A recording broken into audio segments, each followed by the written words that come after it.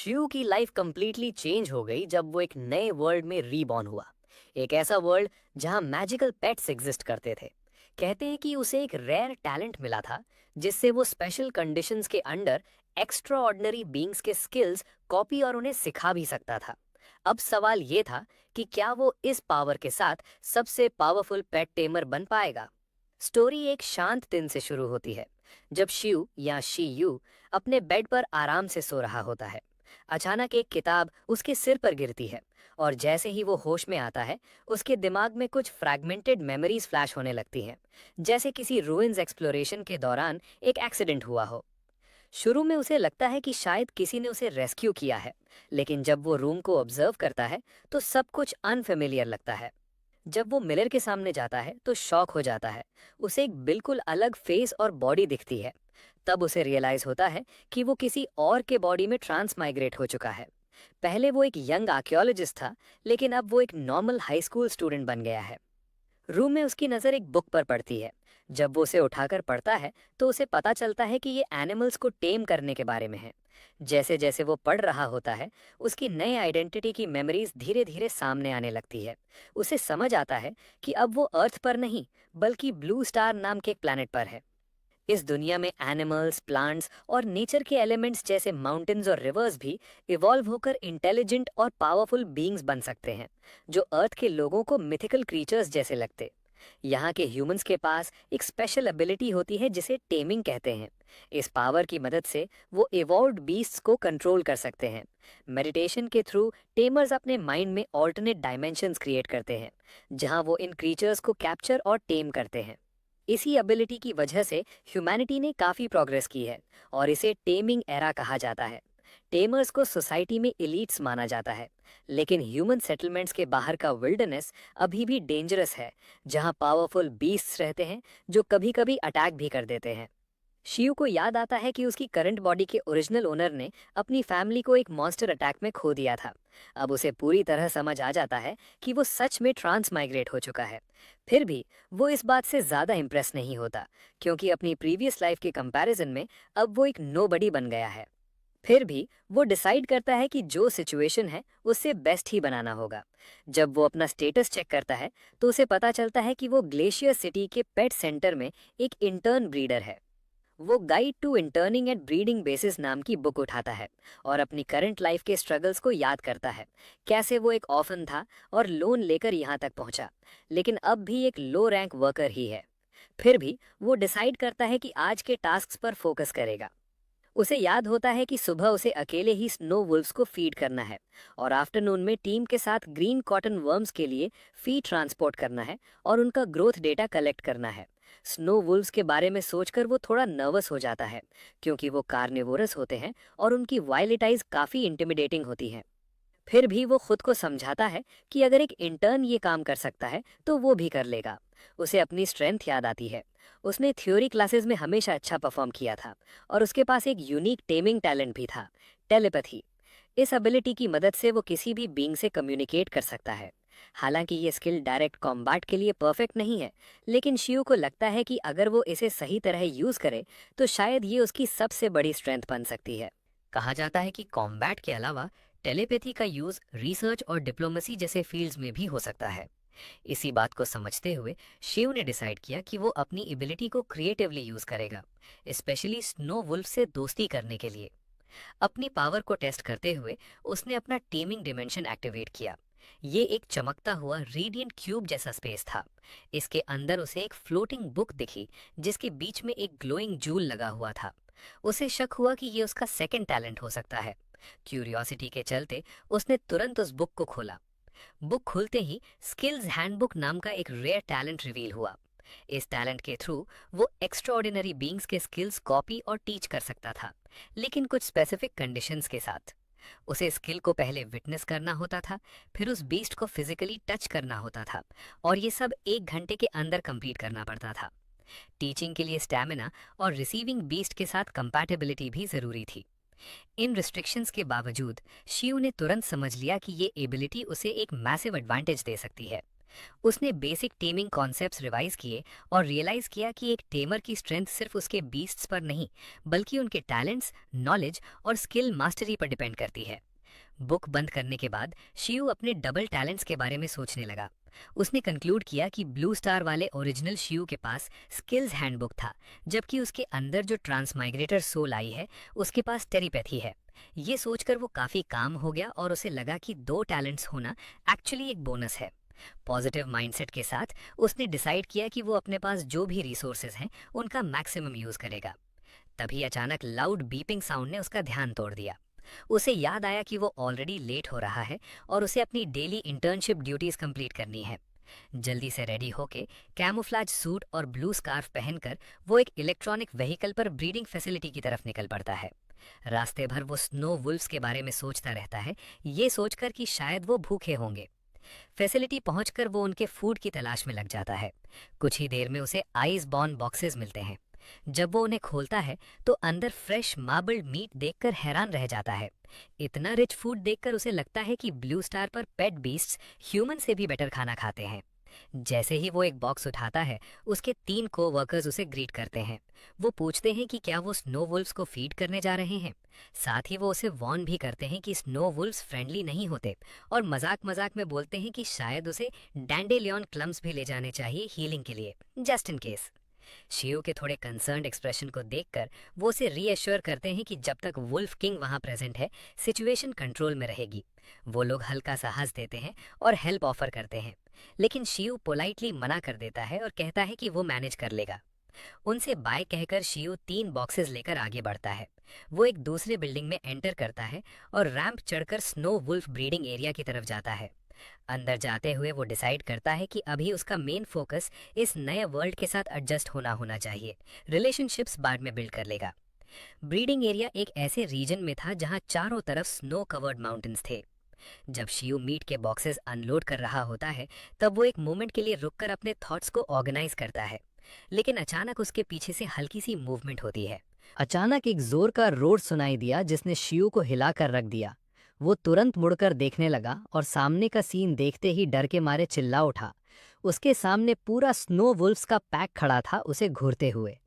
उसी मोमेंट उसके दिमाग में पुरानी मेमोरीज फ्लैश होने लगीं, जैसे कोई कंप्यूटर सडनली डेटा लोड कर रहा हो।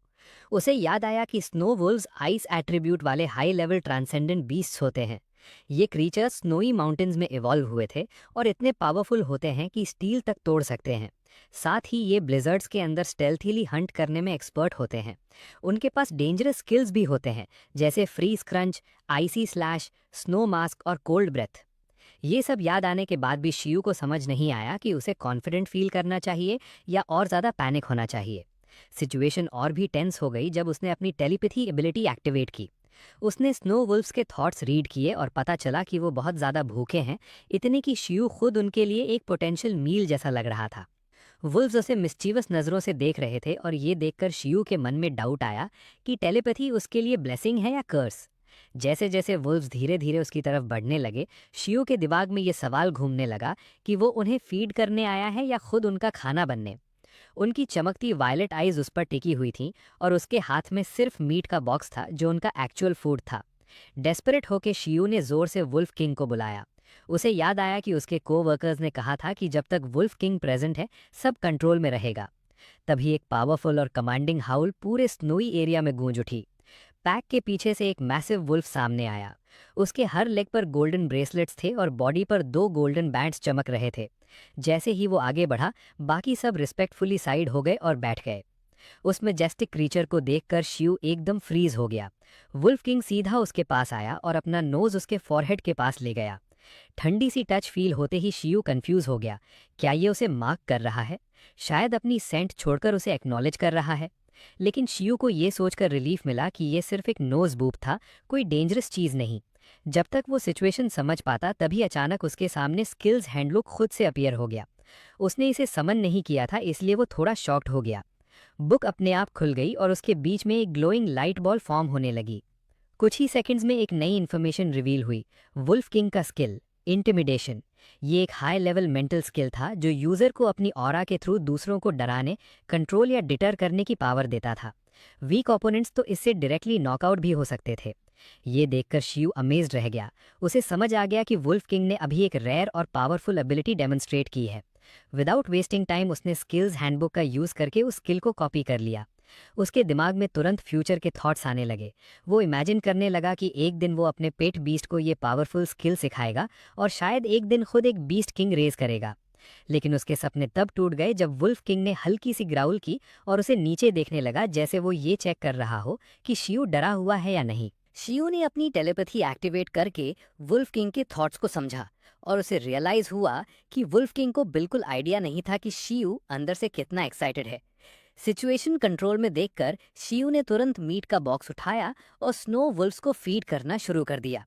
क्योंकि वुल्फ किंग ने उसे मार्क कर दिया था, बाकी वुल्फ्स सरप्राइजिंगली काम और टेम बिहेव कर रहे थे। इस अपॉर्चुनिटी का फायदा उठाते हुए शियू ने उनके हेड्स को हल्का सा टच करना शुरू किया। तभी उसके सामने एक एक्सक्लेमेशन मार्क अपीयर हुआ। ये सिग्नल था कि वो इंटिमिडेट स्किल उन्हें सिखा सकता है। ये देखकर शियू बहुत खुश हो गया और तुरंत इमेजिन करने लगा कि वो अपना खुद का वुल्फ किंग रेस करेगा।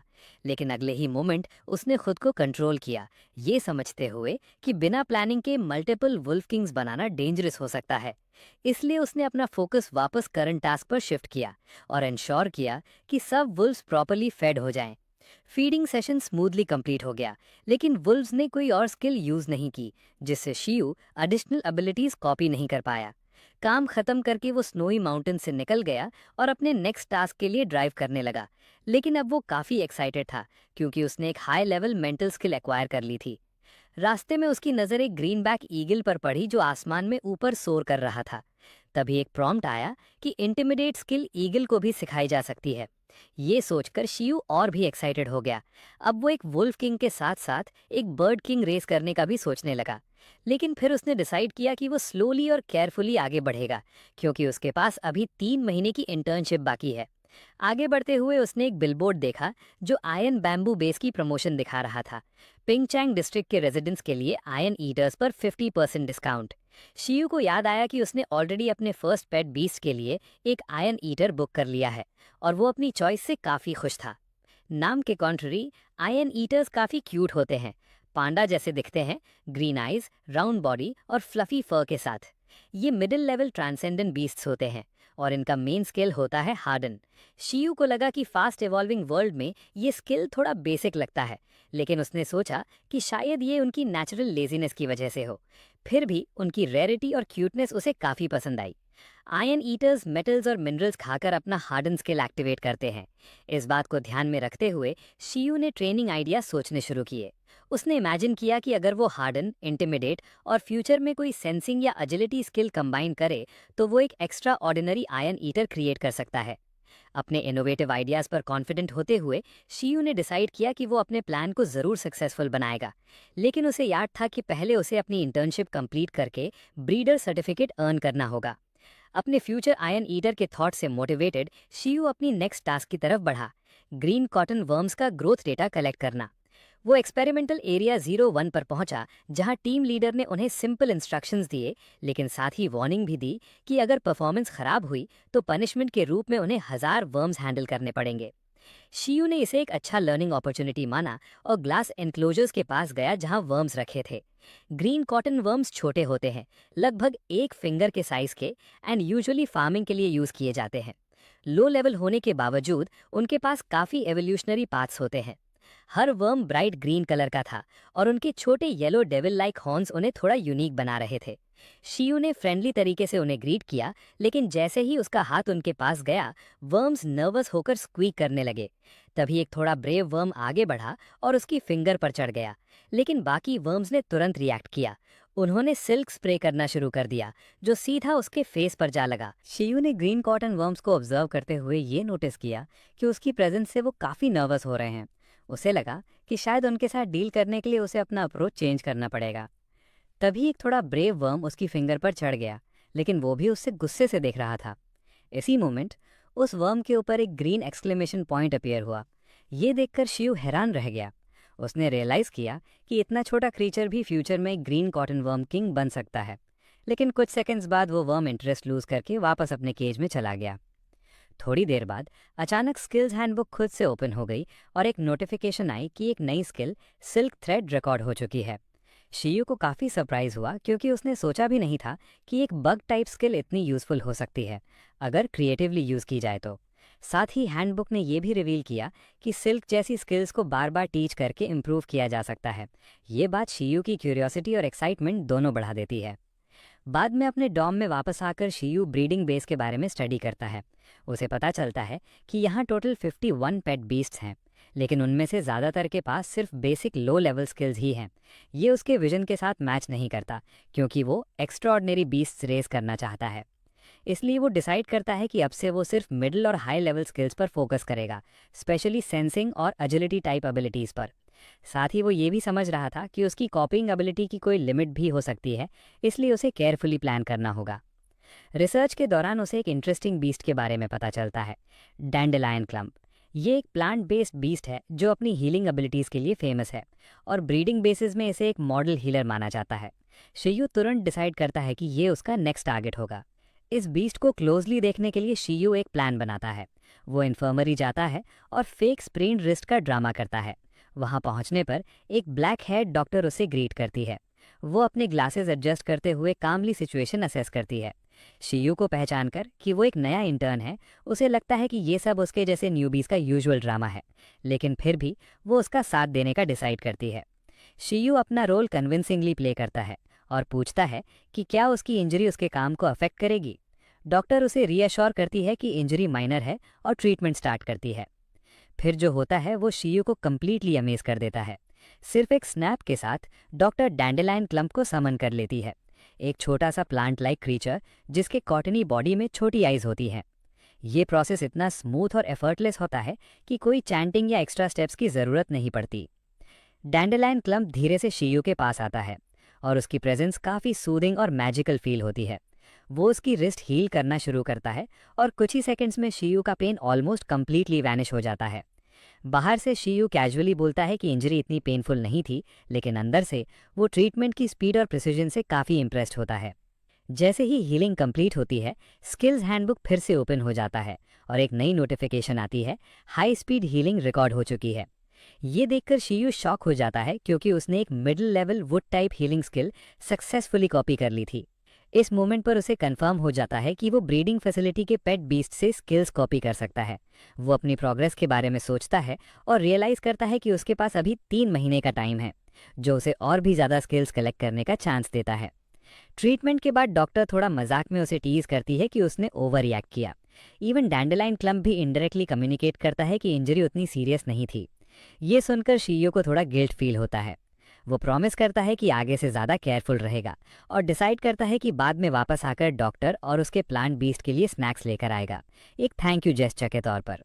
उसे लगता है कि छोटी सी काइंडनेस भी फ्यूचर में अच्छे रिलेशंस बनाने में हेल्प कर सकती है। डॉम में वापस आकर उसने और क्लियरली समझा कि अगर वो किसी स्किल को बार बार टीच करे तो उसके पेट बीस्ट की मास्टरी काफ़ी फास्ट इंप्रूव हो सकती है। ये डिस्कवरी उसके लिए एक गेम चेंजर जैसी थी, जो ट्रेनिंग प्रोसेस को सिग्निफिकेंटली एक्सेलरेट कर सकती थी। वो पूरे दिन के इवेंट्स को याद करके हैरान था कि इतने कम टाइम में उसने कितना कुछ सीख लिया। उसे याद आया कि इन्फर्मरी वाली डॉक्टर भी एक इंटर्न टेमर थी। इससे उसके दिमाग में टेमर्स एसोसिएशन के यूनिफाइड एग्जामिनेशन का थॉट आया और वो सोचने लगा कि उसे ऑफिशियल टेमर बनने में कितना टाइम लगेगा। इन्हीं थॉट्स के साथ वो धीरे धीरे सो गया। अगले 3 महीनों में शियू ने अपना पूरा focus high potential skills collect करने पर रखा और कॉन्शियसली लो लेवल स्किल्स को इग्नोर किया। इस दौरान उसने सुपर साइट नाम का एक विंड टाइप स्किल एक्वायर किया, जो हाई लेवल बर्ड बीस्ट से मिला था और आईसाइट को एनहांस करता था। साथ ही उसने एब्सोल्यूट स्लम्बर भी ऑब्टेन किया, एक रिकवरी स्किल जो डीप स्लीप के थ्रू रैपिड हीलिंग अलाउ करता था। जब इसे हाई स्पीड हीलिंग के साथ कंबाइन किया जाए तो ये उसके बीस्ट्स के मेडिकल एक्सपेंसेस भी काफ़ी रिड्यूस कर सकता था। शियू मजाक में सोचता था कि उसका फ्यूचर आयरन ईटर शायद उसकी फाइनेंशियल सिचुएशन को भी समझे, लेकिन इस प्रोग्रेस के बीच उसे एक लिमिटेशन का भी पता चला। उसका स्किल्स हैंडबुक सिर्फ 5 स्किल्स ही स्टोर कर सकता था। ये जानकर वो थोड़ा फ्रस्ट्रेटेड हुआ, लेकिन उसने गिव अप नहीं किया। उसने सोचना शुरू किया कि शायद अगर वो अपने टेमिंग टैलेंट को इम्प्रूव करे तो हैंडबुक की कैपेसिटी भी बढ़ सकती है। साथ ही उसने ये भी सीखा कि मेडिटेशन के थ्रू अपने टेमिंग डायमेंशन को स्ट्रेंथन करना बहुत ज़रूरी है।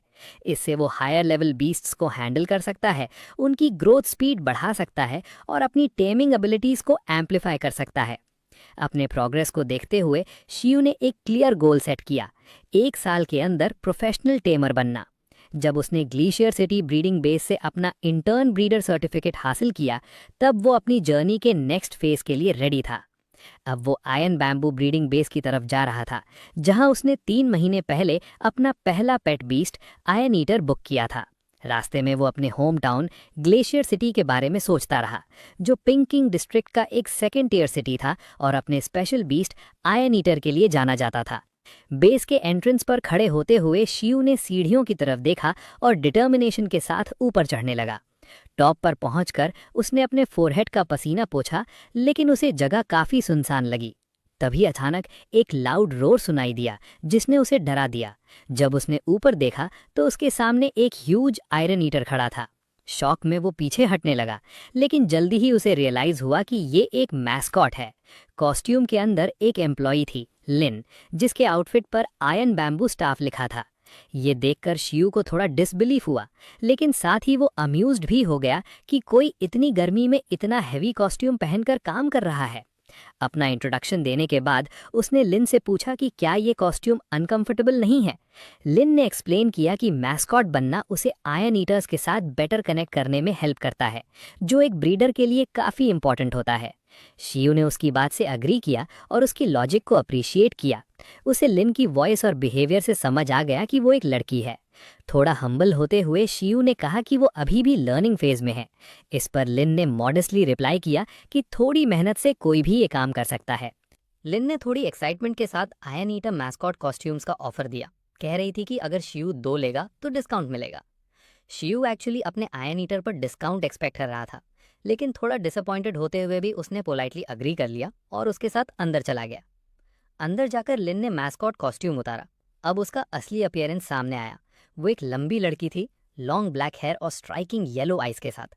उसने ग्रीन पैंडा स्वेटर और शॉर्ट्स पहने हुए थे। शियू मन ही मन होप कर रहा था कि कहीं वो उससे ये स्वेटर भी ना बेचने लगे। रिसेप्शन डेस्क पर लिन ने उसके डॉक्यूमेंट्स वेरीफाई किए और कंफर्म किया कि सब पेपरवर्क कंप्लीट है। उसने बताया कि शियू अब अपना आयन ईटर कलेक्ट कर सकता है। ये सुनते ही शियू का एक्साइटमेंट बढ़ गया, लेकिन लिन ने तुरंत ऐड किया कि सिर्फ एक ही आयन ईटर बचा है, क्योंकि शियू थोड़ा लेट आया था। उसने एक्सप्लेन किया कि जो लास्ट कप बचा है उसमें कुछ हेल्थ और पर्सनैलिटी इश्यूज हैं, शायद इसी वजह से किसी ने उसे चूज नहीं किया। ये सुन के शियू को अपनी सिचुएशन थोड़ी फनी लगी और उसने इसे पोकेमॉन के ऐश केचम जैसा कंपेयर किया, जैसे सब स्ट्रॉन्ग ऑप्शंस चूज हो गए और उसके पास पीकाचू जैसा लास्ट ऑप्शन रह गया। फिर भी वो डिस्करेज नहीं हुआ और लिन के साथ आगे बढ़ा। दोनों आयन ईटर्स के हैबिटेट की तरफ गए, जो काफ़ी पीसफुल और सीरीन था। ट्रीज, एक छोटा फॉरेस्ट एरिया और एक फ्लोइंग रिवर के ऊपर बना वॉकवे। लिन ने एक्सप्लेन किया कि गर्मी के सीजन में आयन ईटर्स और भी लेजी हो जाते हैं। बड़े वाले ज़्यादा काम होते हैं, जबकि छोटे कब्स थोड़े एक्टिव रहते हैं। आखिरकार वो लास्ट आयन ईटर के पास पहुंचते हैं। कब उन्हें देखकर एक अनॉयड एक्सप्रेशन देता है। शियू उसे ऑब्जर्व ही कर रहा होता है कि अचानक कब फुल फोर्स से पास के एक ट्री को हेडबट कर देता है। ये देखकर शियू थोड़ा कंफ्यूज हो जाता है और सोचता है कि शायद ये कब ज़्यादा स्मार्ट नहीं है। फिर भी वो डिसाइड करता है कि जो भी है वो इसके साथ बेस्ट करेगा। लिन उससे बताती है कि ये कब बर्थ के टाइम कॉम्प्लिकेशंस फेस कर चुका है, जिस वजह से ये दूसरे आयन ईटर्स से वीक है। नॉर्मली आयन ईटर्स 1 साल के अंदर हार्डन स्किल सीख लेते हैं, लेकिन ये कब अभी तक उसे मास्टर नहीं कर पाया है। इसी वजह से लोग इसे अनटैलेंटेड समझते हैं। लेकिन लिन ये भी हाईलाइट करती है कि इसी वजह से इसका पर्सनैलिटी यूनिक बन गया है। जहां बाकी आयन ईटर्स जनरली जेंटल और लेजी होते हैं, ये कब खुद को ट्रेन करने के लिए बार बार ट्रीज को रैम करता है, सिर्फ स्ट्रांग बनने के लिए और हार्डन सीखने के लिए। वो उसकी डिसिप्लिन और डिटर्मिनेशन की तारीफ करती है और कहती है कि ये क्वालिटी आयन ईटर्स में काफ़ी रेयर है। शियू भी अग्री करता है। उसके हिसाब से टैलेंट की कमी हो सकती है, लेकिन कब की मेहनत और परसिवियरेंस काफ़ी इंस्पायरिंग थी। लिन ने उसे अश्योर किया कि अगर ये कब टेमिंग डिमेंशन में रेज किया जाए तो उसकी ग्रोथ और स्किल डेवलपमेंट फास्ट हो सकती है। साथ ही उसने ये भी मेंशन किया कि इतनी इंटेंस ट्रेनिंग की वजह से कब का एपेटाइट भी काफ़ी ज़्यादा है। ये सब सुन के शियू और भी कन्विंस हो गया और उसने डिसाइड किया कि वो इसी कब को लेगा। उसकी एक कंसर्न ये थी कि आयन ईटर्स लेजी होते हैं, लेकिन ये हार्ड वर्किंग कब उस प्रॉब्लम को सॉल्व करता था। लिन ने एक बार फिर कंफर्म किया कि क्या वो श्योर है, क्योंकि ज़्यादातर tamers naturally talented beasts prefer करते हैं। शियू ने कॉन्फिडेंटली रिप्लाई किया कि वो हार्ड वर्क को ज़्यादा वैल्यू करता है और उसे इस कब के साथ एक स्ट्रॉन्ग कनेक्शन फील हो रहा है। ये सुन के लिन स्माइल करती है, उसके डिसीजन से सेटिस्फाइड होकर। जब शियू ने डिस्काउंट के बारे में पूछा तो लिन ने पोलाइटली मना कर दिया और कहा कि सब आयन ईटर्स को इक्वली ट्रीट किया जाता है। लेकिन स्पेशल केस समझकर उसने एक एक्स्ट्रा ऑफर दिया, 1 महीने का आयन बैम्बू सप्लाई फ्री में। शियू ने ग्रैटिट्यूड के साथ ये ऑफर एक्सेप्ट कर लिया। फिर लिन कब के पास गई, जिसका नाम 11 था, और उसे जेंटली पेट करते हुए बताया कि उसे एक टेमर ने चूज किया है। इस मोमेंट पर शियू ने अपनी टेलीपैथी यूज की और 11 के थॉट्स सुनने की कोशिश की। उसे महसूस हुआ कि कब इनिशियली थोड़ा रेजिस्टेंट है, जैसे वो कह रहा हो कि आयन ईटर्स आसानी से किसी के साथ बॉन्ड नहीं बनाते। टेलीपैथी के थ्रू शियू ने फील किया कि 11 काफी स्टबर्न था। कब के थॉट्स ये इंडिकेट कर रहे थे कि वो किसी का स्लेव नहीं बनना चाहता और अपनी स्ट्रेंथ खुद से ग्रो करना चाहता है। लिन ने कामली सिचुएशन हैंडल की। उसने 11 को उठाया और थोड़ा स्ट्रिक्ट टोन में समझाया कि अगर वो भागने की कोशिश करेगा तो उसे खाना नहीं मिलेगा। साथ ही उसने ये भी एक्सप्लेन किया कि एक टेमर के साथ रहना उसके लिए बेनिफिशियल होगा। वो हार्डन स्किल जल्दी सीख पाएगा और उसे एक बेटर लाइफ मिलेगी। ये सुनकर 11 ने शियू की तरफ देखा और थोड़ा रिलक्टेंट होते हुए सोचा कि शायद फूड और एक कंफर्टेबल बेड इतना बुरा डील नहीं है। शियू उसकी ये सोच सुनकर हल्का सा मुस्कुराया और उसे रीअश्योर किया कि जब तक पॉसिबल होगा वो उसे प्रॉपर खाना और कंफर्ट प्रोवाइड करेगा। आखिरकार 11 ने रिलक्टेंटली मान लिया, लेकिन उसने क्लियरली अपनी कंडीशन रखी कि वो स्लेव नहीं है, बस फूड और शेल्टर के लिए एक्सेप्ट कर रहा है। लिन उसकी इस जिद पर स्माइल करती है और उसे लगता है कि प्रॉपर केयर के साथ 11 डेफिनेटली ग्रो करेगा। फिर शियू ने पूछा कि क्या वो कॉन्ट्रैक्ट फॉर्ज कर सकते हैं। लिन ने हाँ में जवाब दिया और साइड पर खड़ी होकर प्रोसेस ऑब्जर्व करने लगी। शियू और 11 एक दूसरे के सामने आए और कुछ ही मोमेंट्स में उनका बॉन्ड इस्टेब्लिश हो गया। कॉन्ट्रैक्ट कंप्लीट होते ही 11 शियू के टेमिंग डायमेंशन में ट्रांसपोर्ट हो गया। लिन चुपचाप ये सब देख रही थी और 11 की डिटर्मिनेशन के बारे में सोच रही थी। उसने मन ही मन दोनों के लिए अच्छी लक विश की। कॉन्ट्रैक्ट के बाद शियू को थोड़ी एग्जॉशन फील हुई, लेकिन जल्द ही एक वार्म ग्रीन ऑरा ने उसे सराउंड कर लिया, जिससे उसकी एनर्जी वापस आ गई। लिन ने उसे कंग्रेचुलेट किया और कहा कि अब उसे अपने फर्स्ट पेट बीस्ट के साथ बॉन्ड डेवलप करना चाहिए। उसने ये भी वार्न किया कि 11 को बार बार समन और रिटर्न अवॉइड करे, क्योंकि इससे स्ट्रेस हो सकता है। उसने ये भी ऐड किया कि अगर 11 टेमिंग डायमेंशन के एनवायरनमेंट के साथ एडजस्ट हो गया तो वो 1 वीक के अंदर हार्डन स्किल सीख सकता है। इसी बीच अचानक स्किल्स हैंडबुक फिर से ओपन हो गया। इस बार एक नोटिफिकेशन आई कि एक न्यू बीस्ट कॉन्ट्रैक्ट डिटेक्ट हुआ है। शियू के टेमिंग पॉइंट्स इंक्रीज हो गए थे और कुछ नए स्किल्स रिकॉर्ड करने के ऑप्शंस अनलॉक हो गए थे। शियू ने तुरंत रियलाइज किया कि जो एनर्जी उसने फील की थी वो एक्चुअली 11 की वजह से थी। उसे ये भी समझ आया कि शायद इसी टाइप की एनर्जी लिन ने यूज की होगी जब उसने 11 को ईजिली कंट्रोल किया था, डिस्पाइट उसकी स्टबर्न नेचर। अपने थॉट्स में लॉस्ट शियू को देखकर लिन ने पूछा कि सब ठीक है या नहीं। शियू ने सिचुएशन एक्सप्लेन की और कहा कि उसे लग रहा है जैसे उसके बॉडी की क्वालिटी इंप्रूव हो गई है और वो अभी उस चेंज को समझने की कोशिश कर रहा है। लिन ने उसे रीअश्योर किया कि ये फर्स्ट टाइम टेमर्स के साथ नॉर्मल होता है और धीरे धीरे वो इससे एडजस्ट हो जाएगा। फिलहाल उसने सजेस्ट किया कि शियू पेपर वर्क कंप्लीट करे। लिन ने उसे एक नोटपैड दिया और उसका एड्रेस फिल करने को बोला, ताकि आयन बैम्बू सप्लाई उसके घर भेजा जा सके। उसने एक्सप्लेन किया कि बैम्बू फ्रेश होना ज़रूरी है, इसलिए ज़्यादा स्टॉक स्टोर करना रेकमेंडेड नहीं है। फ्री सप्लाई खत्म होने के बाद शियू को खुद परचेज करना पड़ेगा। शियू ने बिना हेजिटेशन के सब टर्म्स एक्सेप्ट कर लिए और पेपर वर्क कंप्लीट कर दिया। उसके बाद थोड़ा हेजिटेट करते हुए शियू ने लिन से एक और फेवर मांगा। लिन थोड़ी सरप्राइज्ड हुई, क्योंकि उसे लगा था कि उसने ऑलरेडी सब एक्सप्लेन कर दिया है। तब शियू ने क्लैरिफाई किया कि वो फैसिलिटी का टूर लेना चाहता है, ताकि आयन ईटर्स के नेचुरल एनवायरनमेंट को बेटर समझ सके। उसका मानना था कि ये नॉलेज उसे 11 का और अच्छे से ख्याल रखने में हेल्प करेगी। अपनी डिटर्मिनेशन शो करते हुए उसने क्लियरली एक्सप्रेस किया कि वो एक रिस्पॉन्सिबल और अच्छा टेमर बनना चाहता है। लिन उसकी सिंसेरिटी देखकर अग्री कर लेती है और उसे फैसिलिटी एक्सप्लोर करने की परमिशन दे देती है। साथ ही वो ये भी अश्योर करती है कि फ्यूचर में वो 11 को यहाँ लाकर और ऑब्जर्व कर सकता है। शियू ने मुस्कुराते हुए अग्री किया, लेकिन उसके एक्सप्रेशन से थोड़ा मिस्चीवियस इंटेंट भी क्लियर था। अब जब उसकी स्किल्स हैंडबुक में एक नया स्लॉट अनलॉक हो चुका था, शियू ने प्लान बनाया कि वो इस अपॉर्चुनिटी का फुल यूज़ करेगा। उसने डिसाइड किया कि वो फैसिलिटी के बाकी आयरन ईटर्स को टच करके उनके स्किल्स कॉपी करेगा। लगभग 2 घंटे तक फैसिलिटी एक्सप्लोर करने के बाद शियू ने सक्सेसफुली कई आयरन ईटर्स के स्किल्स कॉपी कर लिए। जैसे उसने एक्सपेक्ट किया था, सबके पास सेम स्किल था, हार्डन, एक low level metal type ability जो बॉडी के अराउंड इनविजिबल आर्मर क्रिएट करती है। ये आर्मर डिफेंस के साथ साथ ऑफेंस के लिए भी यूज हो सकता था। इससे शियू का कॉन्फिडेंस बढ़ गया। उसने सोचा कि अगर 11 को नेचुरली हार्डन सीखने में प्रॉब्लम भी आए तो वो अपने टेमिंग टैलेंट से डायरेक्टली उसे सिखा सकता है। कुछ टाइम बाद शियू अपने नए घर पहुंचा। घर थोड़ा पुराना था, लेकिन उसमें एक बड़ा ओपन एरिया था और कॉर्नर में एक ट्री भी था जो ट्रेनिंग के लिए परफेक्ट लग रहा था।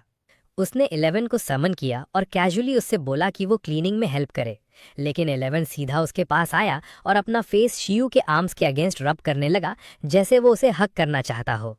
ये देखकर शियू कंप्लीटली पिघल गया। उसे लगा कि इतना क्यूट पेट बीस्ट क्लीनिंग जैसे काम के लिए बिल्कुल सूटेबल नहीं है। क्लीनिंग का प्लान तुरंत साइड पर चला गया। शियू ने टेलीपैथी के थ्रू 11 से कम्युनिकेट किया कि वो उसे एक स्किल सिखाना चाहता है। 11 थोड़ा कंफ्यूज हुआ, लेकिन तुरंत रिएक्ट करते हुए उसने अपना फिस्ट टाइटन किया। उसके पॉ के अराउंड एक थिन ब्लू फिल्म फॉर्म होने लगी। अब शियू खुद कंफ्यूज हो गया। उसने पूछा कि क्या ये मूव हार्डन है। 11 ने अपने सिंपल तरीके से एक्सप्लेन किया कि उसने बस थोड़ी देर नैप ली और उठते ही उसे ये स्किल आ गया। ये सुनते ही शियू कुछ सेकंड्स के लिए चुप रह गया। फिर एक प्राउड स्माइल के साथ उसने 11 के हेड पर हाथ फेरा, बिल्कुल एक प्राउड पेरेंट की तरह। वो क्लियरली देख रहा था कि टेमिंग डिमेंशन का इफेक्ट कितना पावरफुल है। जहां नॉर्मली इस स्किल को सीखने में 1 वीक लगता, 11 ने सिर्फ 2 घंटे में ही हार्डन लर्न कर लिया था। इतने बड़े ब्रेक थ्रू के बाद भी शियू ने खुद को रिमाइंड किया कि उसे घर क्लीन करना है। उसने फिर से 11 से हेल्प मांगी, लेकिन 11 हेजिटेंट था। नेचुरली आयरन ईटर्स लेजी होते हैं और क्लीनिंग उनके लिए ट्रेनिंग कैटेगरी में नहीं आता। सच ये था कि शियू भी क्लीनिंग से ज़्यादा 11 के स्किल्स टेस्ट करने में इंटरेस्टेड था। इसलिए उसने डिसाइड किया कि वो 11 को हार्डन दोबारा टीच करेगा ताकि उसका लेवल इम्प्रूव हो सके। आयरन ईटर हैंडबुक के अकॉर्डिंग स्किल्स के 4 लेवल्स होते हैं: बिगिनर, एक्सपीरियंस्ड, प्रोफिशिएंट और परफेक्ट। इनके ऊपर एक रेयर लेवल भी होता है, फ्लॉलेस। अभी 11 का हार्डन स्किल बिगिनर लेवल पर था। नॉर्मली बिगिनर से प्रोफिशिएंट लेवल तक पहुंचने में लगभग 1 महीना लगता है, लेकिन स्किल्स हैंडबुक की हेल्प से स्किल्स को बार बार रीटीच करके इस प्रोसेस को फास्ट किया जा सकता था। फिर भी शियू लॉजिकली सोच रहा था कि इस मेथड का स्टैमिना कॉस्ट और एफिशिएंसी क्या होगी। थोड़ा सोचने के बाद उसने डिसाइड किया कि वो एक ईजियर स्किल से स्टार्ट करेगा, सिल्क। लेकिन प्रॉब्लम ये थी कि 11 का बग टाइप स्किल्स के साथ कोई अफिनिटी नहीं था, इसलिए वो स्किल लर्न करना पॉसिबल नहीं लग रहा था। जैसे ही शियू अपने नेक्स्ट स्टेप के बारे में सोच रहा था, उसे पास से हल्की सी रसलिंग साउंड सुनाई दी। वो मुड़कर देखता है तो उसके यार्ड के एक ट्री पर एक ग्रीन कॉटन वर्म शांत बैठा हुआ होता है। उसे तुरंत लगता है कि ये एक परफेक्ट अपॉर्चुनिटी है। वर्म थोड़ा स्क्वीक करता है, लेकिन शियू तुरंत 11 को कमांड देता है कि वो उसे बिना हर्ट किए कैप्चर करे। ये 11 का पहला एक्चुअल बैटल लाइक टास्क था, इसलिए शियू थोड़ा कॉशियस रहता है, लेकिन 11 बिल्कुल कॉन्फिडेंट होता है। वो बिना हेजिटेट किए जिगजैग मोशन में ट्री की तरफ दौड़ता है, फिर क्विकली क्लाइम करके ब्रांच तक पहुंच जाता है जहां वर्म बैठा होता है। 1 सेकेंड वेस्ट किए बिना 11 ब्रांच को स्ट्राइक करता है, जिससे वो टूटकर नीचे गिरने लगती है। ब्रांच ग्राउंड पर गिरने से पहले ही 11 ग्रेसफुली लैंड करता है और अपने पॉ से वर्म को कैच कर लेता है। अब वो ग्रीन कॉटन वर्म पूरी तरह डर गया होता है और आंखों में आंसू लेकर शियू की तरफ देखता है। शियू 11 को उसकी फ्लॉलेस एग्जीक्यूशन के लिए प्रेस करता है। दोनों, शियू और 11, वर्म के ऊपर खड़े होते हैं। उनकी आइज में डिटर्मिनेशन क्लियरली दिख रही होती है। बेचारे वर्म को बिल्कुल समझ नहीं आ रहा होता कि वो किस सिचुएशन में आ गया है। 11 की प्रेजेंस से वो कांप रहा होता है। 11 कैजुअली उसे ग्राउंड पर ड्रॉप कर देता है और वर्म फ्लैट गिर जाता है। शियू जब उसे ऑब्जर्व करता है तो उसे एक इंटरेस्टिंग चीज नोटिस होती है। वर्म की बॉडी पर एक सिंगल मार्क होता है जो इंडिकेट करता है कि सिल्क स्किल सिर्फ एक बार लर्नड है। ये देखकर शियू एक्साइटेड हो जाता है, क्योंकि इसका मतलब है कि स्किल इंप्रूवमेंट के लिए काफी पोटेंशियल है। वो थोड़ा मजाक में वर्म से पूछता है कि क्या वो भागना चाहता है, हालांकि क्लियरली उसके पास भागने का कोई चांस नहीं होता। फिर शियू नील करके उसे जेंटली उठा लेता है, एंश्योर करते हुए कि वो एस्केप ना करे। उसके लिए ये सिर्फ एक छोटा वर्म नहीं, बल्कि एक नया एक्सपेरिमेंट था। अपने 3 मंथ्स के इंटर्नशिप एक्सपीरियंस को याद करते हुए शियू इजीली अपने हाथ पर चिपके सिल्क को हटा देता है, जो अब उसके लिए एक रूटीन काम बन चुका था। वर्म ये देखकर हैरान होता है कि शियू कितनी कामली हैंडल कर रहा है। फिर शियू टेलीपैथी का यूज करता है और वर्म को लाइटली थ्रेटन करता है। अगर वो कोऑपरेट नहीं करेगा तो उसे 11 का फूड बना दिया जाएगा। साइड में खड़ा 11 सच में थोड़ा ड्रूल भी करता है, जो सिचुएशन को और सीरियस बना देता है। अब जब उसका टेस्ट सब्जेक्ट रेडी था, शियू अपनी टीचिंग एबिलिटी यूज करने के लिए तैयार हो गया। वर्म के ऊपर एक एक्सक्लेमेशन मार्क अपीयर होता है, जो कंफर्म करता है कि सिल्क स्किल टीच की जा सकती है। शियू वर्म को अपनी पाम पर रखता है और जैसे ही प्रोसेस स्टार्ट होता है, स्किल्स हैंडबुक अपीयर हो जाता है। उसके हाथ और वर्म के अराउंड एक लाइट गैदर होने लगती है। वर्म शॉक में फ्रीज हो जाता है। इस प्रोसेस के दौरान शियू को एक्सट्रीम एग्जॉशन फील होती है। हंगर, स्लीपीनेस और फटीग एक साथ हिट करते हैं। फिर भी वो फोकस लूज नहीं करता। कुछ ही मोमेंट्स में वो नोटिस करता है कि वर्म की बॉडी पर एक सेकंड स्ट्राइप अपीयर हो गया है। ये देखकर उसे समझ आ जाता है मिशन सक्सेसफुल है। वर्म के अंदर जैसे एकदम से सिल्क स्किल से रिलेटेड मेमोरीज फ्लड हो जाती हैं, जो शायद उसके इनिशियल कंफ्यूजन का रीजन थी। प्रोसेस कंप्लीट होने के बाद वर्म विजिबली स्ट्रॉन्गर और कॉन्फिडेंट लगने लगता है। लेकिन नेक्स्ट मोमेंट शियू के लिए अनएक्सपेक्टेड होता है। वर्म अचानक उसकी पाम से जंप करता है और मिड एयर ही अपने अपग्रेडेड सिल्क से उसके हाथ को टाइटली बाइंड कर देता है। जब वर्म ने अपने अपग्रेडेड सिल्क से शियू के हाथ बाइंड किए तो शियू बिल्कुल स्टार्टल्ड नहीं हुआ। उल्टा वो काफी प्राउड फील कर रहा था। उसने नोटिस किया कि सिल्क की क्वालिटी काफी इंप्रेसिव थी। हालांकि ये अभी भी उसकी एबिलिटीज के कंपैरिजन में स्ट्रांग नहीं थी, फिर भी उसने वर्म के एफर्ट को अप्रिशिएट किया। वर्म, जो पहले डरा हुआ था, अब थोड़ा डिफीटेड फील करते हुए शियू के सामने सबमिट हो गया।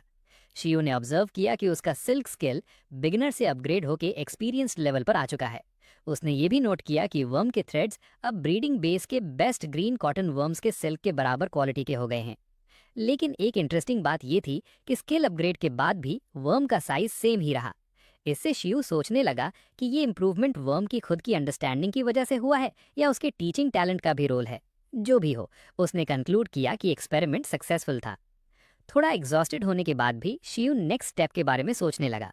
जब उसने स्किल्स हैंडबुक ओपन किया तो उसे पता चला कि टीचिंग फीचर 8 घंटे के लिए लॉक्ड है। उसने तुरंत समझ लिया कि ये कूल डाउन स्टैमिना कंजम्पशन की वजह से है, एक तरह का सेफ्टी मैकेनिज्म जो ओवर यूज से बचाता है। उसने डिसाइड किया कि अभी रेस्ट करना ही बेस्ट ऑप्शन है। साथ ही वो ये सोचकर थोड़ा कंसर्न हुआ कि अगर लो लेवल स्किल्स का कूल डाउन ही 8 घंटे है तो हाई लेवल स्किल्स के लिए कितना टाइम लगेगा। फिलहाल उसने ग्रीन कॉटन वर्म को एक छोटी केज में रख दिया जो ट्री पर लटक रही थी। उसने मजाक में सोचा कि ये उसका गोल्डन हाउस है, उसकी अपग्रेडेड स्टेटस के हिसाब से। रेस्ट करते हुए शियू के दिमाग में नए आइडियाज आने लगे। उसने सोचा कि अगर पेट बीस्ट्स के लिए सप्लीमेंट्स होते हैं जो उनकी ट्रेनिंग इंप्रूव करते हैं, तो शायद टेमर्स के लिए भी कुछ ऐसा हो सकता है। वो फ्यूचर में अपनी रिकवरी स्पीड इंप्रूव करने के तरीके सोचने लगा। थोड़ी देर बाद उसने 11 को बताया कि वो डिनर के लिए बैम्बू शूट्स, स्लाइस्ड पोक और राइस प्रिपेयर करेगा। जैसे ही 11 ने फूड का नाम सुना, वो तुरंत ड्रूल करने लगा। उसने उसे रेस्ट करने को बोला और प्रॉमिस किया कि डिनर रेडी होने पर बुला लेगा। लेकिन 11 ने यह सजेशन रिजेक्ट कर दिया। वो थोड़ा इरिटेटेड लग रहा था और क्लियरली ट्रेनिंग कंटिन्यू करना चाहता था।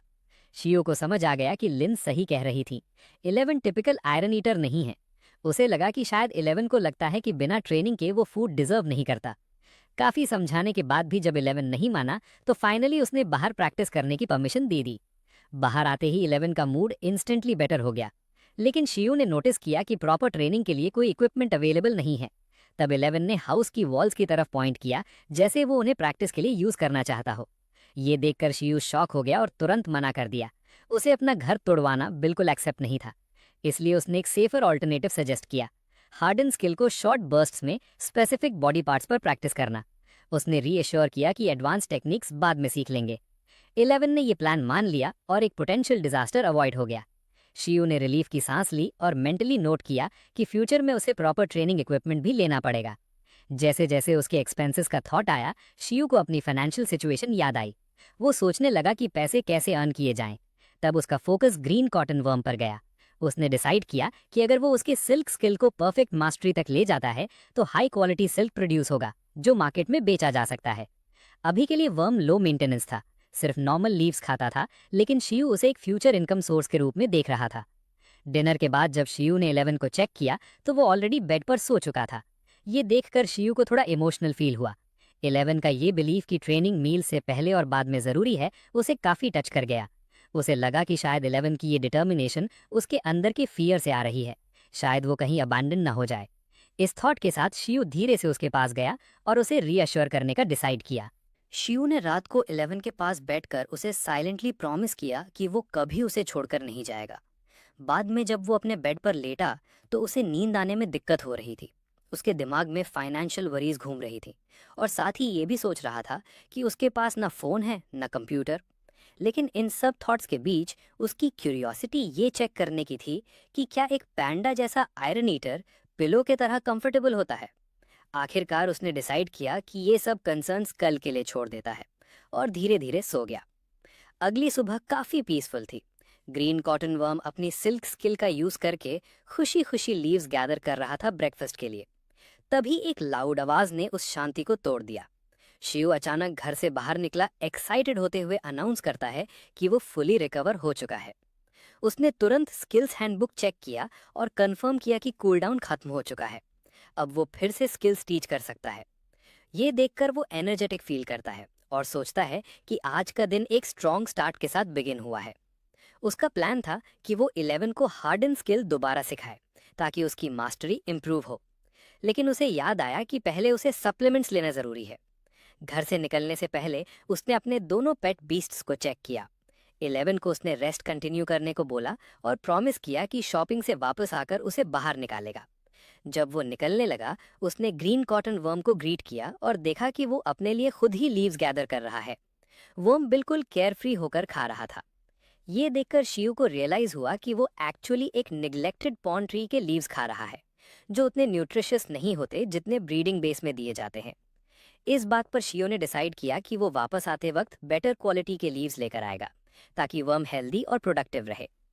बिजी स्ट्रीट्स पर चलते हुए शियो अपनी लाइफ के सडन चेंज के बारे में सोचने लगा। कैसे एक नॉर्मल इंसान से अब वो एक टेमर बन गया है। एक ट्रैफिक सिग्नल पर उसकी नज़र एक यूनिक सीन पर पड़ती है। एक 2 व्हील कैरेज जो ब्लू डॉग्स खींच रहे थे। ड्राइवर, जिसका ग्रीन मोहॉक था, उन डॉग्स को स्किलफुली कंट्रोल कर रहा था। ये देखकर शियू को थोड़ा पिटी फील होता है, क्योंकि उसे समझ आता है कि इस वर्ल्ड में बीस्ट सिर्फ कॉम्बैट के लिए नहीं बल्कि डेली लाइफ के काम के लिए भी यूज होते हैं। थोड़ी देर बाद उसका ध्यान एक और सीन की तरफ चला जाता है। एक वुमन अपने जेमस्टोन कैट के पीछे भाग रही होती है। वो कैट काफी लग्जूरियस लग रही थी, ब्राउन और वाइट फर के साथ जेमस्टोन्स और गोल्ड बैंगल से डेकोरेटेड। शियू ये देखकर कंफ्यूज हो जाता है कि यहाँ कौन किसे कंट्रोल कर रहा है, लेडी कैट को या कैट लेडी को। उसे याद आता है कि जेमस्टोन कैट्स को यूजुअली कंट्रोल करने के लिए टेमर की जरूरत होती है, लेकिन ये कैट बिल्कुल इंडिपेंडेंट लग रही थी। उसे ये भी याद आता है कि जेमस्टोन कैट्स के ऑप्टिकल स्किल्स उनके साथ अटैच्ड कैट्स आई जेमस्टोन्स के थ्रू इवॉल्व होते हैं, जो उन्हें काफी वैल्यूएबल बना देता है। और वो जेमस्टोन्स खुद भी काफी महंगी होती है। ये सब देखकर शियू के दिमाग में एक और आइडिया आता है। शायद फ्यूचर में जेमस्टोन कैट्स भी एक पोटेंशियल इनकम सोर्स बन सकते हैं। चलते चलते वो फाइनली 100 अर्ब्स हॉल पहुंचता है। वहां एक क्लर्क उसे ग्रीट करता है, कर्ली ग्रीन हेयर और ग्लासेस के साथ। शिव सीधा पूछता है कि क्या वो सिल्क सेल कर सकता है। क्लर्क उसे एक्सप्लेन करता है कि वो सिर्फ हाई ग्रेड सिल्क खरीदते हैं, जो specially raised green cotton worm से प्रोड्यूस होता है, और उनकी डाइट भी स्पेसिफिक होनी चाहिए। फिर वो शियू को एक गाइड देता है जिसमें सिल्क के रिक्वायरमेंट्स और प्राइसिंग डिटेल्स लिखी होती है। ये सब देखकर शियू काफी एक्साइटेड हो जाता है। वो तुरंत कैलकुलेट करने लगता है कि अगर वो हाई क्वालिटी सिल्क प्रोड्यूस करे तो कितना प्रॉफिट कमा सकता है, स्पेशली जब उसे अपने मंथली लोन रीपेमेंट्स और टाइट फाइनेंसेस को मैनेज करना है। अपने टाइट बजट को देखते हुए शियो ने रियलाइज किया कि उसके पास लगभग 1 साल का टाइम है। उसके बाद उसकी इनहेरिटेंस और फाइनेंशियल सपोर्ट खत्म हो जाएगी। अगर तब तक वो एक सक्सेसफुल टेमर नहीं बन पाया तो शायद उसे ब्रीडिंग बेस में एक नॉर्मल जॉब लेनी पड़ेगी, और सबसे बुरा सिनारियो ये होगा कि उसे 11 को भी छोड़ना पड़ सकता है। ये थॉट उसे अंदर से हिला देता है, लेकिन वो तुरंत अपना फोकस वापस अपने प्लान पर ले आता है। उसके हिसाब से ग्रीन कॉटन वर्म के सिल्क स्किल को परफेक्ट मास्टरी तक ले जाना अब उसके लिए सबसे इंपॉर्टेंट गोल है। हाई क्वालिटी सिल्क बेचकर वो एक स्टेबल इनकम जनरेट कर सकता है। क्लर्क उसे देखकर पूछता है कि क्या वो सिल्क सेल करने में इंटरेस्टेड है, लेकिन शिव पोलाइटली मना कर देता है फॉर नाउ। इसके बदले वो सिर्फ अपनी रिक्वायर्ड मेडिसिन परचेज करता है और वहां से निकल जाता है। घर वापस आते वक्त वो काफी एग्जॉस्टेड फील करता है। शॉपिंग बैग लेकर चलते हुए वो अपनी 2 बाय लिस्ट में और चीजें ऐड करता है, जैसे एक फोन और कोई ट्रांसपोर्ट का मीडियम। घर पहुंचकर वो ग्रोसरी बैग टेबल पर रखता है और जो मेडिसिन उसने खरीदी थी उसे इंस्पेक्ट करता है। मिंगिन कैप्सूल्स, ये capsules plant type transcendent beast के इंग्रेडिएंट से बनते हैं और फटीग रिड्यूस करने के साथ फिजिकल स्ट्रेंथ इंप्रूव करने के लिए जाने जाते हैं। नॉर्मली टेमर्स इन्हें बैटल्स के बाद क्विक रिकवरी के लिए यूज करते हैं, लेकिन शियो के लिए ये एक लग्जरी थी। उसे पता था कि उसे इन्हें केयरफुली और लिमिटेड अमाउंट में यूज करना होगा। अगली सुबह एक अच्छी रेस्ट के बाद शियो ने 11 को समन किया। 11 स्ट्रेच करते ही इंस्टेंटली एनर्जेटिक लगने लगा, जैसे वो पूरे दिन के लिए रेडी हो। शियो ने नोटिस किया कि उसके पेट बी से एक पॉजिटिव एनर्जी फ्लो हो रहा है, जो क्लियरली टेमिंग डिमेंशन का इफेक्ट था। जैसे ही 11 फुल्ली अवेक हुआ, उसने अपना फिस्ट टाइटन किया और तुरंत अनाउंस कर दिया कि वो आज 6 घंटे ट्रेनिंग करेगा, बिल्कुल एग्जैक्ट ड्यूरेशन के साथ। ये सुन के शियो ने साय किया और उसे स्लो डाउन करने को बोला, साथ ही वर्क लाइफ बैलेंस की इंपॉर्टेंस समझाने की कोशिश की। लेकिन 11 उसकी बात को ब्लैंक एक्सप्रेशन के साथ देखने लगा, जैसे उसे ये कॉन्सेप्ट समझ ही नहीं आ रहा हो। तब शियो ने पेशेंटली एक्सप्लेन किया कि टेमिंग डिमेंशन की एनर्जी एक्चुअली उससे आती है। उसने अप्रिशिएट किया कि 11 इतना मोटिवेटेड है, लेकिन उसे ये भी समझना होगा कि शियो के भी लिमिट्स हैं। स्किल्स हैंडबुक यूज करना और टेमिंग डिमेंशन को स्ट्रेंथन करना उसके लिए फिजिकली ड्रेनिंग होता है। शियो को ये भी रियलाइज हुआ कि 11 के माइंडसेट में ट्रेनिंग के अलावा बाकी सब यूजलेस लगता है। ये देखकर वो थोड़ा कंसर्न्ड हो गया, स्पेशली अपनी स्टैमिना को लेकर, क्योंकि इतना डेडिकेटेड पेट हैंडल करना आसान नहीं होगा। इसलिए उसने प्लान बनाया कि वो 11 को नेक्स्ट में एब्सोल्यूट स्लंबर सिखाएगा, ताकि वो फटीग से क्विकली रिकवर कर सके।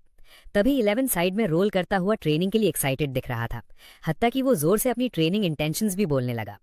शियो ने तुरंत उसे रोका और डिसाइड किया कि पहले वो हार्डन स्किल को एडवांस करेगा, फिर बाद में एब्सोल्यूट स्लंबर सिखाएगा। एक हल्के से स्माइल के साथ शियो ने 11 के चीक्स पिंच किए और स्किल्स हैंडबुक एक्टिवेट करके उसे दोबारा हार्डन सिखाना शुरू किया। दोनों के बीच लाइट गैदर होने लगी और प्रोसेस स्टार्ट हो गया। ट्री पर अपनी केज में बैठा ग्रीन कॉटन वर्म ये सब सरप्राइज के साथ देख रहा था।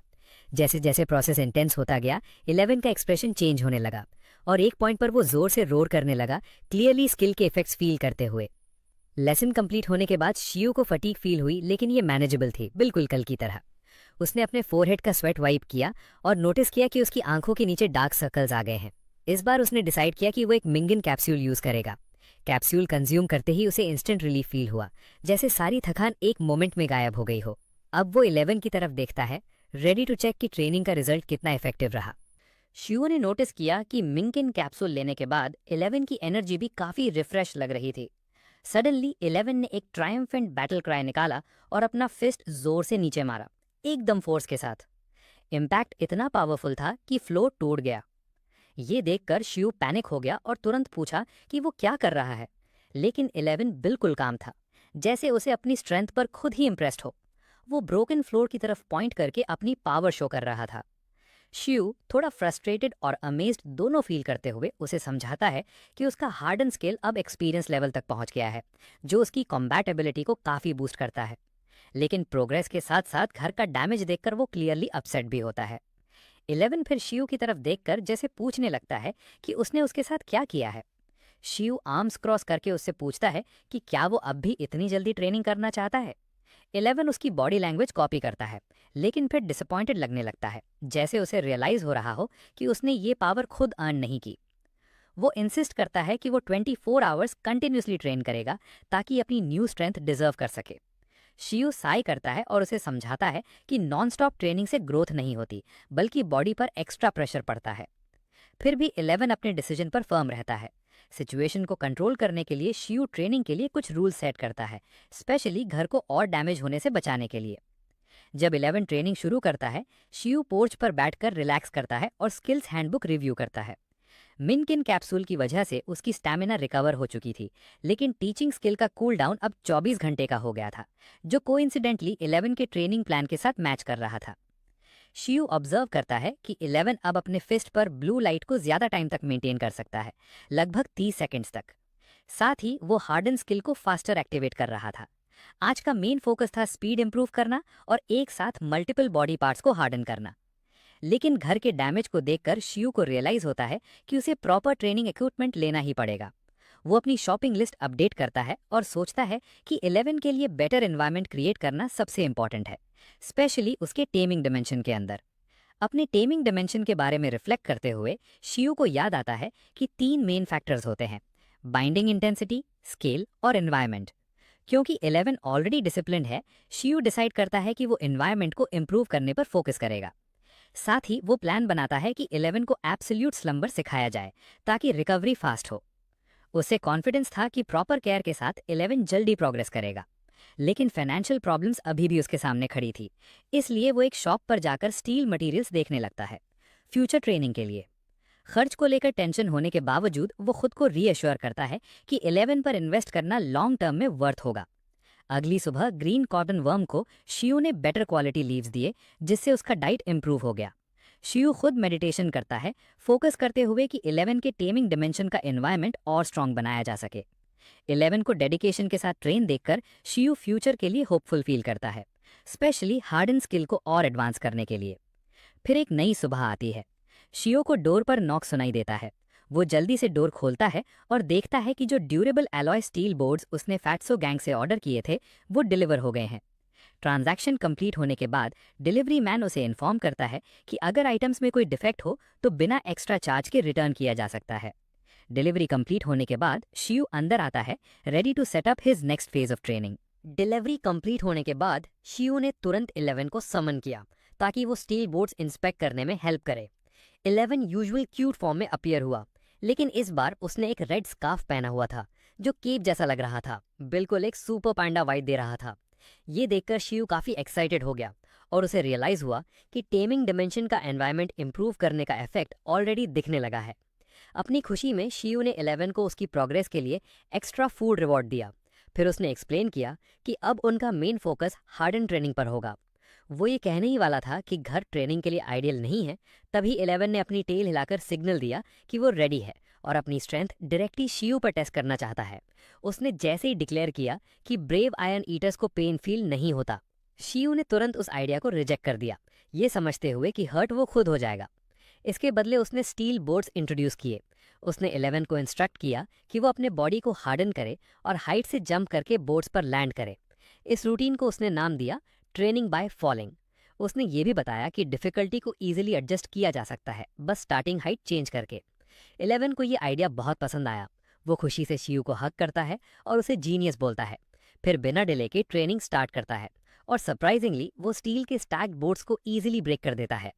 ट्रेनिंग के बीच जब 11 ने अपने हाथ पर कट्स नोटिस किए, तब शियू ने तुरंत हाई स्पीड हीलिंग यूज करके उसे इंस्टेंटली रिकवर कर दिया, जिससे वो बिना रोके ट्रेनिंग कंटिन्यू कर पाया। अंदर बैठकर शियू उनकी प्रोग्रेस इवैल्यूएट करता है। उसे लगता है कि 11 का हार्डन स्किल अब प्रोफिशिएंट लेवल तक पहुंच चुका है। साथ ही स्टील बोर्ड सिर्फ ट्रेनिंग टूल नहीं बल्कि आयरन ईटर के लिए फूड सोर्स भी बन गए हैं, डबल बेनिफिट। दूसरी तरफ ग्रीन कॉटन वर्म का सिल्क स्किल भी प्रोफिशिएंट लेवल तक इंप्रूव हो चुका था और अब वो स्ट्रॉन्गर थ्रेड्स प्रोड्यूस कर रहा था। शियो अपने सप्लीमेंट्स और ट्रेनिंग सिस्टम से काफी सेटिस्फाइड था, क्योंकि दोनों बीस्ट एफिशिएंटली ग्रो कर रहे थे। अब जब दोनों स्किल्स स्टेबल प्रोग्रेस दिखा रहे थे, शियो ने डिसाइड किया कि अब टाइम आ गया है उन्हें रियल बैटल में टेस्ट करने का। उसने 11 को ब्रेक लेने और लंच करने के लिए बुलाया ताकि वो एक्चुअल बैटल के लिए एनर्जी कंजर्व कर सके। 11 जो अभी भी ट्रेनिंग मोड में था, कैजुअली एक स्टील शीट को क्रम्बल कर देता है और कॉम्बैट के थॉट से और एक्साइटेड हो जाता है। उसे क्लियरली समझ आ गया था कि फूड, ट्रेनिंग और कॉम्बैट ये तीनों ग्रोथ के लिए इक्वली इंपॉर्टेंट हैं। शियू ने डिसाइड किया कि वो अननेसेसरी रिस्क नहीं लेगा, इसलिए वो किसी वाइल्ड एनकाउंटर के बजाय एक रेगुलेटेड बैटल चूज करता है जहां ओपोनेंट सेम लेवल का हो और एनवायरनमेंट कंट्रोल्ड हो। बैटल सेंटर की तरफ जाते हुए शियू अपने फ्यूचर के एग्जाम्स के बारे में सोचता है। बेसिक कॉम्बैट और सर्वाइवल टेस्ट्स सिर्फ सोचकर ही वो थोड़ा टायर्ड फील करता है, इसलिए फिलहाल सर्वाइवल ट्रायल्स को इग्नोर करने का डिसाइड करता है। उसकी प्लानिंग ये थी कि पहले टेमर्स एसोसिएशन ज्वाइन करके विल्डरनेस ट्रेनिंग करे। आखिरकार वो पिंगचैंग डिस्ट्रिक्ट के टेमर्स बैटल जिम पहुंचता है। वहां एक ग्रीन हेड रिसेप्शनिस्ट उसे ग्रीट करती है। शियू पोलाइटली बताता है कि ये उसका फर्स्ट विजिट है और वो एक टूर लेना चाहता है। रिसेप्शनिस्ट उसे 3 बैटल ऑप्शंस एक्सप्लेन करती है। अरेंज्ड बैटल, जहां वो खुद ओपोनेंट चूज करता है। रैंडम बैटल, जहां सिस्टम उसे सेम लेवल के ओपोनेंट के साथ मैच करता है। और गैम्बल बैटल, जहां लूजर दोनों पार्टिसिपेंट्स का कॉस्ट पे करता है। ऑप्शन सुनने के बाद शियू अरेंज्ड बैटल को रिजेक्ट कर देता है, क्योंकि वो किसी और टेमर को नहीं जानता। उसे गैम्बल बैटल थोड़ा अट्रैक्टिव लगता है, क्योंकि अगर वो जीत गया तो फ्री ट्रेनिंग मिल सकती है। रिसेप्शनिस्ट उसे बताती है कि बैटल्स लेवल कैटेगरीज में डिवाइडेड है, लेवल 1-6 और लेवल 7-10, एंड दोनों का कॉस्ट 100 युएन है, जिसमें रेफरीज और मेडिकल सर्विसेज इंक्लूडेड होते हैं। ये सुनते ही शियू को थोड़ा फाइनेंशियल पिंच फील होता है, लेकिन वो फिर भी डिसाइड करता है कि ये इन्वेस्टमेंट उसके ग्रोथ के लिए जरूरी है।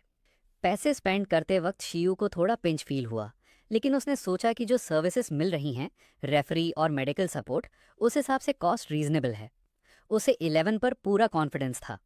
लेवल 5 होने के साथ उसके पास प्रोफिशिएंट लेवल का हार्डन और बिगिनर लेवल का हाई स्पीड हीलिंग था। इसलिए शियू को लगा कि वो इजीली एक लेवल 6 अपोनेंट को हैंडल कर सकता है।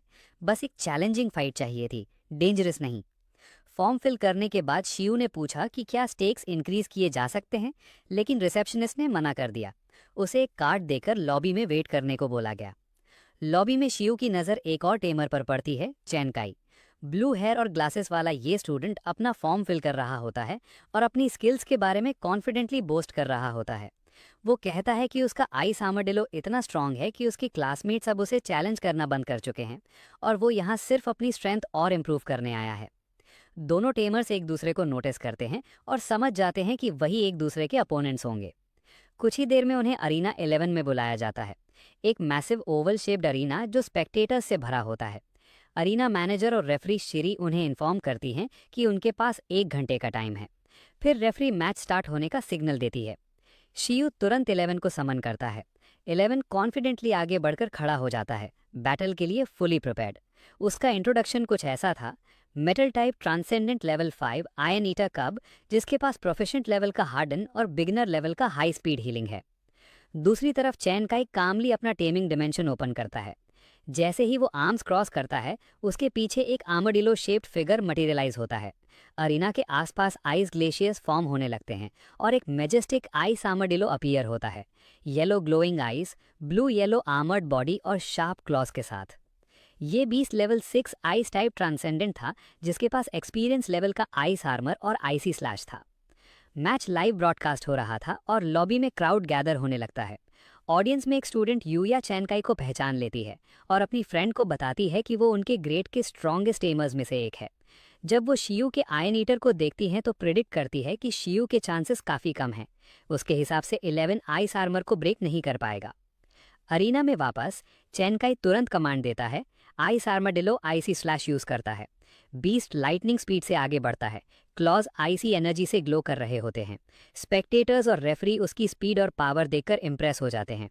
जैसे ही अटैक लैंड होता है, 11 इंस्टेंटली हार्डन एक्टिवेट करता है।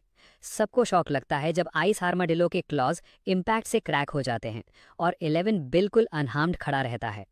ये देखकर शियू तुरंत काउंटर अटैक का ऑर्डर देता है। 11 हाई लीप लेता है, सीधा अपोनेंट की तरफ। चैनकाई जल्दी से कमांड देता है कि ice armadillo ice armour activate करे और एक थिक आइस शील्ड उसके अराउंड बन जाता है। लेकिन 11 बिल्कुल नहीं रुकता। वो अपने हार्डेंड फिस्ट से सीधा उस शील्ड पर स्ट्राइक करता है।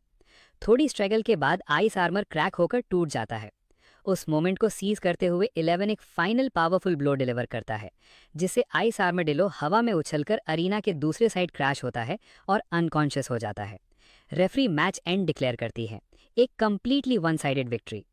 पूरा क्राउड स्टन रह जाता है और अरीना के बीच खड़ा शियू एक हल्का सा स्माइल देता है, अपनी मेहनत और 11 की ग्रोथ पर क्लियरली प्राउड। अरीना में मैच खत्म होते ही चैनकाई वाइड आइड डिसबिलीफ में चिल्लाने लगता है। उसे यकीन ही नहीं होता कि अभी क्या हुआ। उसका आइस आर्मेडिलो वॉल से टकराकर बिल्कुल मोशनलेस पड़ चुका होता है और चैनकाई बार बार मटर करता है कि ये अनसाइंटिफिक है। वो इंसिस्ट करता है कि उसने कोई फ्लॉड बीस्ट ब्रीड नहीं किया था। दूसरी तरफ शियू काफी काम और सेटिस्फाइड होता है। वो अपने माइंड में पूरा बैटल रिव्यू करता है और इम्प्रेस होता है कि 11 का हार्डन एक्सपेक्टेड से भी ज्यादा इफेक्टिव निकला। एक मोमेंट के लिए वो सोचता है कि शायद कल रात का सेलिब्रेटरी डिनर भी 11 के मोराल बूस्ट का रीजन हो सकता है। रेफरी आगे बढ़कर अनकॉन्शियस आइस आर्मेडिलो को चेक करती है, लेकिन शियू को बिल्कुल डाउट नहीं होता कि मैच खत्म हो चुका है। उसका फोकस तुरंत फ्यूचर पर शिफ्ट हो जाता है। अब वो स्ट्रॉन्गर ओपोनेंट्स ढूंढने के बारे में सोचने लगता है। रेफरी भी थोड़ी स्टन्ड होती है। इतनी फास्ट विक्ट्री देखकर वो इंटरनली क्वेश्चन करती है कि क्या 11 का हार्डन सच में प्रोफिशिएंट लेवल पर था। स्पेशली एक लेवल 5 आयरन ईटर के लिए ये काफी रेयर बात थी। अरीना में शियू और चैनकाई दोनों कुछ देर के लिए चुप रहते हैं, अनएक्सपेक्टेड आउटकम को प्रोसेस करते हुए। लॉबी में भी सिमिलर रिएक्शन होता है। यूया और उसकी फ्रेंड शॉक में खड़ी होती हैं। यूया, जो पहले शियू को अंडर एस्टिमेट कर रही थी, अब क्लियरली अपनी जजमेंट रिकंसिडर कर रही होती है। उसकी फ्रेंड सीधा बोल देती है कि चैनकाई हार गया है। यूया थोड़ी फ्लस्टर्ड हो जाती है और तुरंत डिनाई करती है कि उसका चैनकाई से कोई रिलेशन नहीं है। फिर वो स्पेकुलेट करने लगती है कि शीयू शायद किसी वेल्दी फैमिली से आता होगा या एक टॉप टियर टेमर होगा जिसके पास हाई ग्रेड सप्लीमेंट्स या यूनिक ट्रेनिंग मेथड्स होंगे। अपनी अर्लियर कॉन्फिडेंस के बावजूद वो सीक्रेटली होप करती है कि चेन काई इस डिफीट से रिकवर कर पाए। अरीना में चेन काई अपने आइस आर्मीडिलो को वापस टेमिंग डिमेंशन में रिकॉल करता है। उसकी नज़र शीयू पर पड़ती है जो 11 के हेड पर प्यार से पट कर रहा होता है। 11 भी एक्साइटेड होकर चेन काई की तरफ वेव करता है, थोड़ा सा टीजिंग जैसा। चेन काई अपनी डिफीट को एक्सेप्ट करता है लेकिन अंदर ही अंदर रिजॉल्व करता है कि वो और हार्डर ट्रेनिंग करेगा और इस डिफीट को कभी नहीं भूलेगा। रेफरी ऑफिशियली शीयू को विनर डिक्लेयर करती है, जिसका मतलब ये है कि चेन काई को दोनों पार्टिसिपेंट्स के बैटल फीस पे करने होंगे। शीयू थोड़ी देर के लिए 11 के साथ सेलिब्रेट करता है, फिर उसे रेस्ट के लिए टेमिंग डिमेंशन में वापस भेज देता है। अब भी क्यूरियस होते हुए चेन काई शीयू से पूछता है कि क्या वो पिंगचैंग का स्टूडेंट है। शीयू कंफर्म करता है कि वो पिंगचैंग से ही है और रिसेंटली ग्लेशियर सिटी से ग्रेजुएट हुआ है। ये सुनकर चेन काई और भी शॉक्ड हो जाता है। वो अज्यूम करता है कि शीयू डेफिनेटली ग्लेशियर सिटी के टॉप टेमर्स में से होगा, इतना स्किल गैप देखकर। लेकिन जैसे ही वो अपनी सिचुएशन कंपेयर करता है, उसे कुछ अजीब लगता है। वो रियलाइज करता है कि उसकी ग्रेजुएशन अभी 1 महीने बाद है, जबकि शीयू ऑलरेडी ग्रेजुएट हो चुका है। टाइमलाइन मैच नहीं हो रही। तब शीरी उनकी कॉन्वर्सेशन ओवरहियर करके क्लैरिफाई करती है कि डिफरेंट मेजर्स के ग्रेजुएशन टाइमलाइंस अलग अलग होते हैं। बैटल, रेफरी, मेडिकल और ब्रीडिंग मेजर्स के स्टूडेंट्स इंटर्नशिप्स और जॉब प्लेसमेंट्स की वजह से पहले ग्रेजुएट हो जाते हैं। ये सुनते ही चेनकाई का प्राइड और हर्ट होता है, स्पेशली जब उसे पता चलता है कि शीयू तो बैटल मेजर का स्टूडेंट भी नहीं है।